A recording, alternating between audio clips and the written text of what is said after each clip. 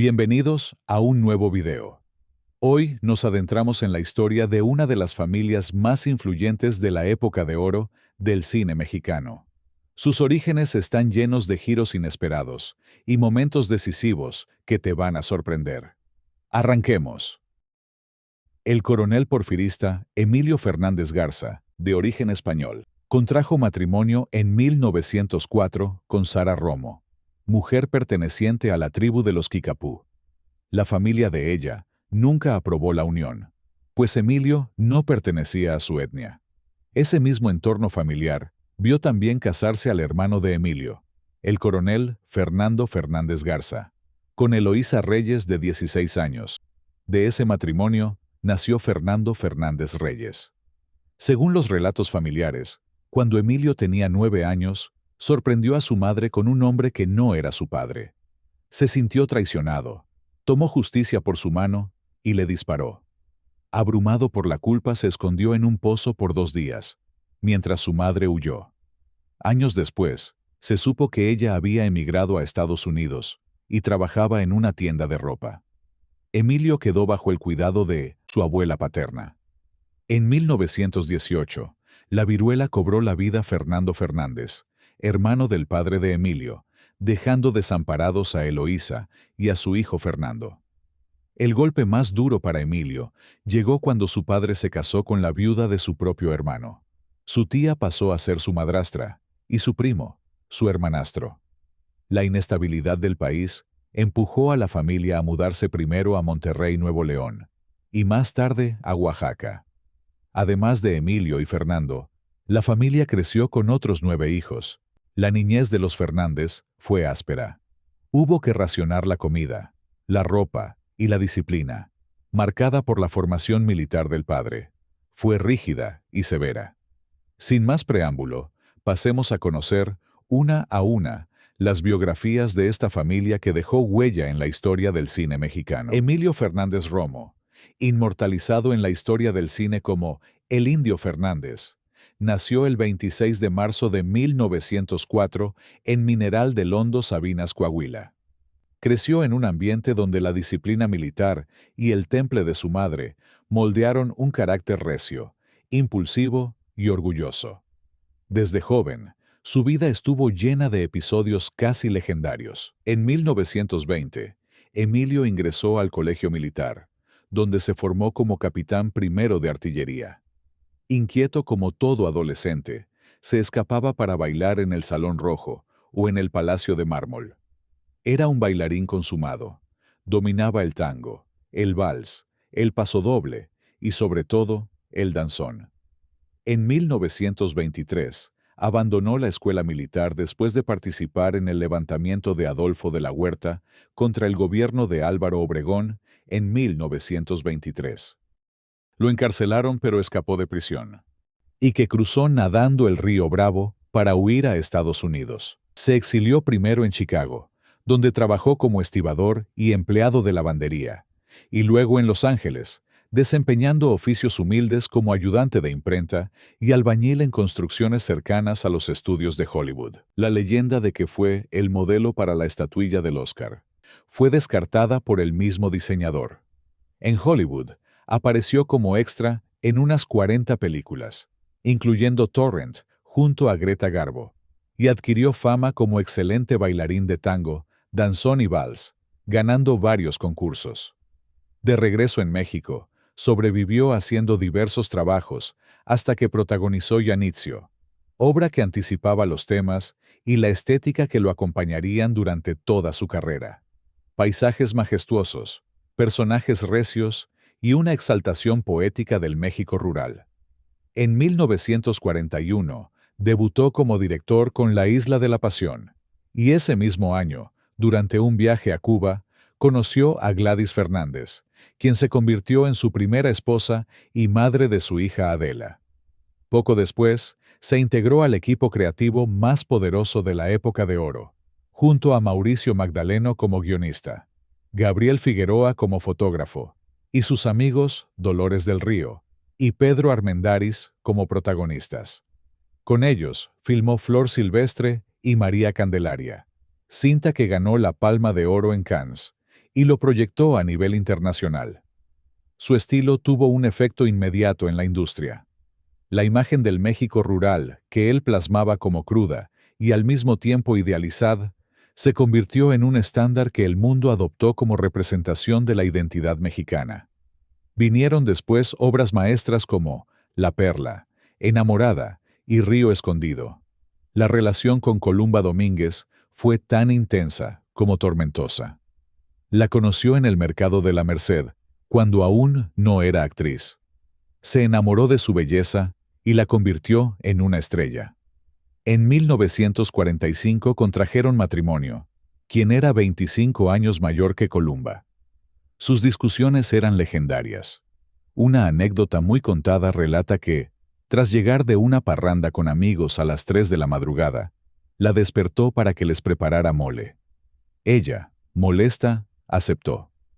Días después, cuando Emilio preguntó por su gallo más preciado, Columba respondió con ironía: «Querías mole, ¿no?». En 1952, tuvieron una hija llamada Jacaranda, quien murió a la edad de 25 años, tras caer de un tercer piso en la colonia Cuauhtémoc, en la Ciudad de México, donde vivía con una amiga. En la segunda mitad de los años 50, su carrera como director comenzó a declinar. Volvió a la actuación, participando en películas como La Cucaracha y La Bandida, y en numerosas producciones nacionales y extranjeras. Aunque seguía trabajando, ya no ocupaba el lugar de privilegio que había tenido como director. En los años 70, vivió uno de los episodios más oscuros de su vida. Fue encarcelado en Torreón, tras ser hallado culpable de la muerte de un agricultor. Aunque la condena no fue larga, su imagen pública se vio severamente afectada. En sus últimos años, su carácter indomable lo llevó a negar el ocaso de su carrera. Retirado en su famosa Casa Fortaleza de Coyoacán, una construcción imponente de piedra que él mismo ayudó a levantar. Murió el 6 de agosto de 1986, en la misma habitación de su fortaleza, en la soledad que marcó sus últimos tiempos. Emilio tenía un método muy personal para elegir a los extras de sus películas. Recorría calles, mercados y pueblos buscando rostros y personalidades auténticas que encajaran con su visión. Cuando alguien llamaba su atención, se acercaba directamente para invitarlo a participar, confiando siempre en su intuición más que en castings formales. Su ambiente de rodaje era cercano y casi familiar, lo que hacía que la gente común se sintiera parte de algo especial.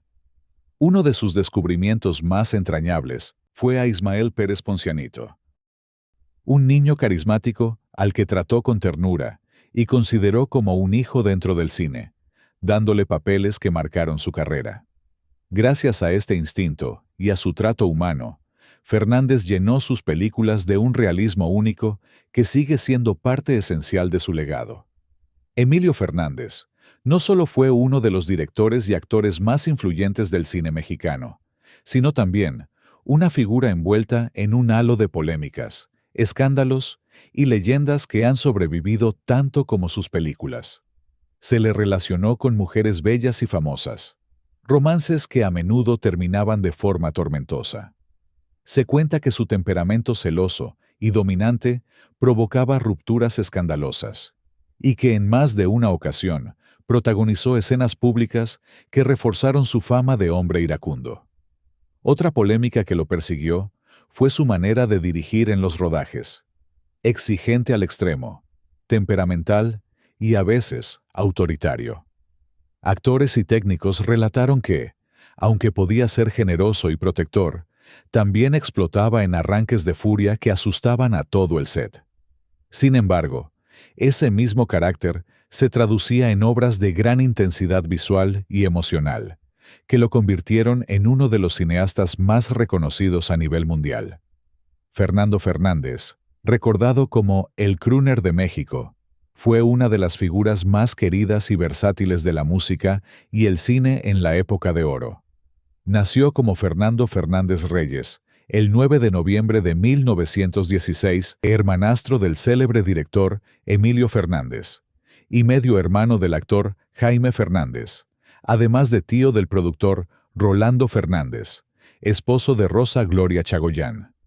Desde niño, mostró una sensibilidad artística especial.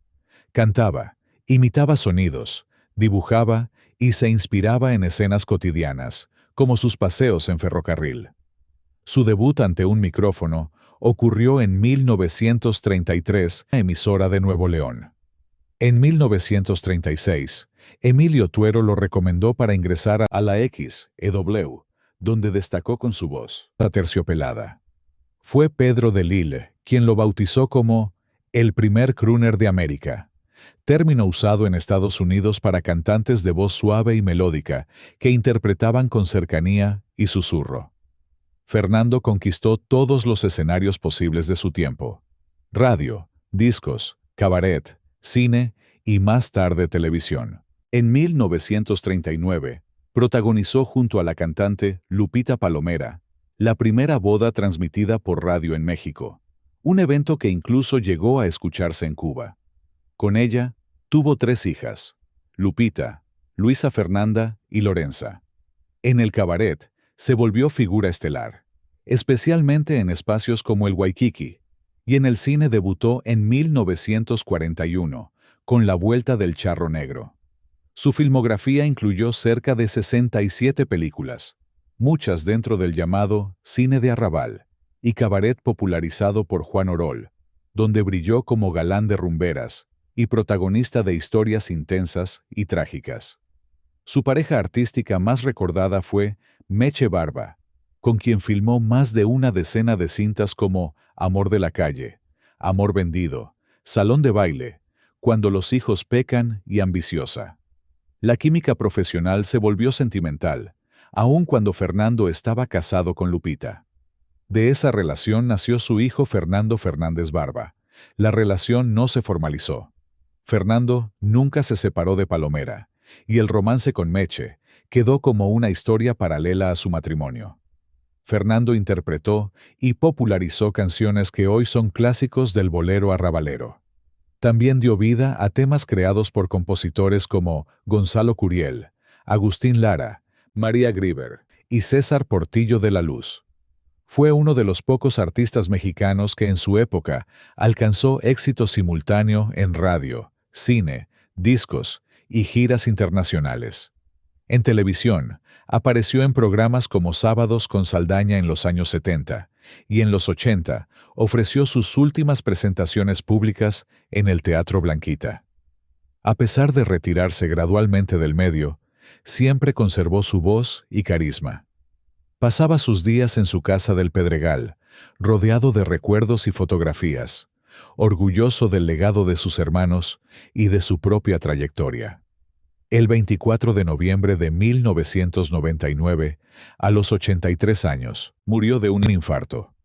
Su legado abarca 6 décadas de trabajo en las que dejó huella como cantante, actor y director, con un estilo único que marcó un antes y un después en la música popular mexicana. Nicolás Jaime Fernández Reyes.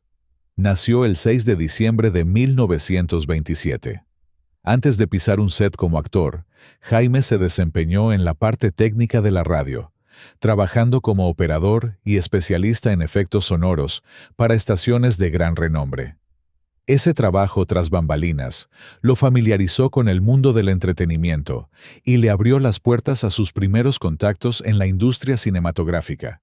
Su debut en la gran pantalla fue como extra en la segunda versión de Allá en el Rancho Grande, en 1948, dirigida por Fernando de Fuentes. Su primo, Emilio Fernández, reconociendo su talento y disciplina, comenzó a incluirlo en pequeños papeles en sus películas. Con el tiempo, le ofreció la oportunidad de coprotagonizar Las Islas Marías junto a Pedro Infante, un paso determinante para que Jaime fuera visto como un actor con potencial. Sin embargo, y a pesar del impulso inicial que le dio Emilio, Jaime logró abrirse camino por mérito propio, atrayendo la atención de directores de gran prestigio como Roberto Gabaldón, quien lo incluyó en El Rebozo de Soledad en 1952. Esta actuación le valió su primer premio Ariel. Ese mismo año, El célebre director español Luis Buñuel le confió el papel de Viernes en Robinson Crusoe, una interpretación que lo colocó en el radar internacional y le otorgó reconocimiento fuera de México. Poco después, protagonizó La Rebelión de los Colgados, dirigida por Emilio, una película aclamada por la crítica y el público que le dio su tercer Ariel. Jaime consolidó su posición como uno de los actores más respetados de su generación. No obstante, la relación con Emilio Fernández, que parecía ser una sólida alianza artística y familiar, se tornó complicada. La fuerte personalidad de ambos, sumada a sus egos profesionales, provocó constantes discusiones y enfrentamientos en los rodajes. Sus pleitos eran tan frecuentes que, en ocasiones, se necesitaba la presencia de personas que actuaran como mediadores para evitar que la tensión pasara a mayores. Finalmente, tras la rebelión de los Colgados, ambos decidieron no volver a trabajar juntos, manteniendo un distanciamiento de más de 2 décadas. A partir de 1965, Jaime inició una etapa diferente en su vida al involucrarse en la defensa de los derechos de sus compañeros actores. Su compromiso lo llevó a ocupar la Secretaría General de la Asociación Nacional de Actores, cargo que mantuvo por 12 años, además de fungir como diputado federal por el PRI en 1971. Sin embargo, su gestión en la ANDA no estuvo exenta de polémica. Muchos lo acusaron de ejercer un liderazgo autoritario, de prolongar su permanencia en el cargo más allá de lo deseable, y de mostrar poca efectividad para defender ciertos intereses gremiales. Estas tensiones internas provocaron la división del sindicato y el surgimiento del Sindicato de Actores Independientes, lo que marcó una ruptura importante en la cohesión del gremio. Tras dejar los cargos sindicales y políticos, Jaime retomó la actuación en cine, televisión y videohomes, y también exploró la dirección cinematográfica. Entre 1978 y 1984, dirigió 8 largometrajes, siendo Las Golfas del Talón su ópera prima. Aunque como realizador no alcanzó la misma fama que como actor, demostró su interés por narrar historias desde su propia visión creativa. En total, filmó más de 180 películas. En 1996, la ANDA le otorgó la medalla Eduardo Arosamena por 50 años de trayectoria artística. Se casó en 2 ocasiones. Falleció el 15 de abril de 2005 de un paro cardíaco en la Ciudad de México a los 77 años de edad. El actor se encontraba en las instalaciones de Televisa San Ángel, en una junta con los delegados de la ANDA, en la que fungía como coordinador general, cuando le sobrevino un infarto. Falleció a las 11:30 de la mañana en la clínica número 8 del Instituto Mexicano del Seguro Social. Tenía problemas coronarios y diabetes. El nombre de este extraordinario primer actor está escrito con letras de oro en la historia del cine y la televisión mexicana. Rogelio Donaciano Fernández Reyes, conocido como el hermano silencioso de la famosa dinastía, fue actor de la época de oro del cine mexicano. Nació en Oaxaca de Juárez en 1922 y murió en Ciudad de México el 11 de julio de 1957, con apenas 35 años. Sobre la causa de muerte, se dice que fue de un infarto y otras que de cirrosis hepática. Rogelio llegó al cine de la mano de Emilio, que lo convocó para pequeños papeles y repartos en sus películas. Entre sus primeros créditos figura La Isla de la Pasión, en 1941, el debut como director de El Indio, donde Rogelio aparece en el elenco.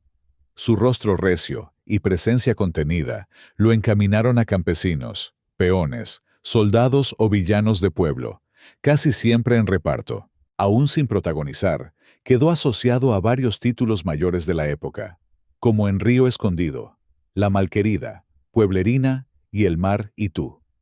Estas apariciones modestas, pero constantemente en películas de alto nivel, explican por qué su nombre no alcanzó la popularidad de su hermano cantante Fernando o su medio hermano Jaime, aunque su filmografía quedó incrustada en el corazón del canon de la época de oro. Se casó con Hortensia Bustamante, pero no hay registro de que hayan tenido hijos. Sobre los hijos de Fernando y Jaime Fernández, no se dedicaron al mundo artístico, y no se tiene registro que fue de ellos. Si tú cuentas con alguna información, déjala por favor en los comentarios. De las hijas de Emilio, se sabe lo siguiente. Adela Fernández y Fernández, nacida en 1942, fue hija de Emilio y de la cubana Gladys Fernández. Escritora, dramaturga y promotora cultural, dedicó buena parte de su vida a preservar y difundir el legado de su padre, publicando obras de narrativa, teatro, ensayo y libros de divulgación sobre culturas indígenas. Tras la muerte del indio en 1986, y al no existir testamento, Adela heredó el patrimonio de su padre y convirtió la Casa Fortaleza de Coyoacán en un espacio vivo, abierto a visitas guiadas, proyecciones y charlas. Adela murió el 18 de agosto de 2013, víctima de una oclusión intestinal, y sus restos fueron depositados en la misma Casa Fortaleza. Xochitl Fernández de Valois, hija menor del Indio Fernández y de Gloria de Valois Caviedes, nació en la década de 1950 y ha sido la descendiente viva más visible en los últimos años vinculada al inmueble. Su figura ha estado presente en diversas actividades culturales y presentaciones que buscan mantener el prestigio del lugar. Tras la muerte de Adela en 2013, la casa cerró sus puertas al público en marzo de 2014. Sin embargo, la familia afirmó que Adela había dejado testamento nombrando a su hijo, Emilio Quetzalcóatl Fernández, como heredero universal. Desde ese momento, comenzó un proceso legal en medio de un prolongado litigio que hoy en día continúa. La casa está abierta para paseos guiados, obras teatrales y comerciales. Así, la dinastía Fernández queda inscrita en la historia del espectáculo mexicano como una estirpe irrepetible, forjada entre el talento desbordante y el carácter indomable. Emilio, con su genio y temperamento volcánico, dio al cine imágenes que hoy son patrimonio cultural. Fernando, con su voz aterciopelada, llevó la música romántica a los cabarets, a la radio y a la pantalla. Y Jaime, con su fuerza interpretativa y liderazgo sindical, dejó huella tanto en la actuación como en la defensa del gremio. A su alrededor, hijos, amores, pleitos y leyendas tejieron un relato tan apasionante como sus propias películas. Entre rumores, romances prohibidos, disputas por herencias y hazañas artísticas, los Fernández se convirtieron en un mito que sigue provocando fascinación. Su historia es la de una familia donde el arte y el escándalo caminaron siempre de la mano, y donde cada generación, con sus luces y sombras, ha mantenido viva la llama de un apellido que aún resuena con fuerza en la memoria del cine mexicano. Gracias por quedarte hasta el final. Cuéntame en los comentarios qué te pareció y cuál fue tu actor favorito.